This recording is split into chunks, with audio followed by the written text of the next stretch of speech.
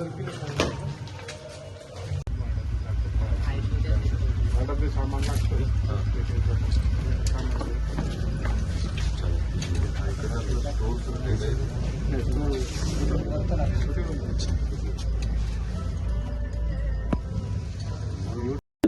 मी आज दुपारी एका कार्यक्रमाच्या निमित्तानं अमरावतीला होतो आणि अमरावतीला असतानाच ही बातमी मला कळली की आपल्या सिव्हिल हॉस्पिटलमध्ये आग लागलेली आहे आणि अमरावतीवरनं आल्याबरोबर लगेच मी इथे वर्धेला आलो आणि आज इथे प्रत्यक्ष पाहणी केली.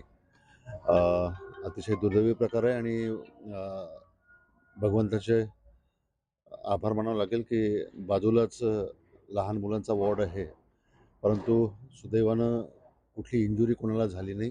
त्याबद्दल भगवंताचे आभार मानावं लागेल. परंतु अशी घटना अपेक्षित नव्हती आणि ॲक्च्युली फायर सिस्टीम ही प्रत्येक सिव्हिल हॉस्पिटलला ज्या पद्धतीनं कार्यान्वित असणं गरजेचं आहे. मला असं वाटतं की आता ज्या पद्धतीने या ठिकाणी काही लोकांनी सांगितलं की एकदा ती सिस्टीम बसवल्यानंतर ज्या पद्धतीने ट्रायल व्हायला पाहिजे ते ट्रायलच होत नाही आणि कदाचित जर थोडंसं डिपार्टमेंटनी जर दक्षता घेतली असते तर हा प्रकार झाला नसता. या संदर्भामध्ये मी स्वतः जातीने लक्ष घालेल आणि जे कोणी दोषी याच्यामध्ये असतील त्यांच्यावर नियमानुसार कार्यवाही करण्याची मागणी त्यानिमित्तानं माझी राहील, कारण की अतिशय सिरियस घटना आहे आणि भगवंताचे आभार आहे कोणाची इंजुरी झाली नाही, परंतु काही झालं असतं एखाद वेळेला. आणि त्यामुळं जे लोक जबाबदार आहेत, ज्यांची रिस्पॉन्सिबिलिटी आहे, ती रिस्पॉन्सिबिलिटी त्यांच्यावर फिक्स करून त्यांच्यावर कारवाई करण्याची मागणी जिल्ह्याचा खासदार म्हणून मी निश्चित करेन.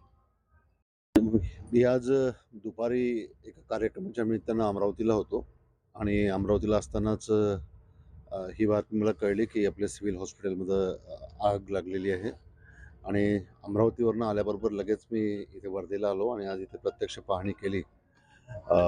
अतिशय दुर्दैवी प्रकार आहे आणि भगवंताचे आभार मानावं लागेल की बाजूलाच लहान मुलांचा वॉर्ड आहे, परंतु सुदैवानं कुठली इंजुरी कोणाला झाली नाही.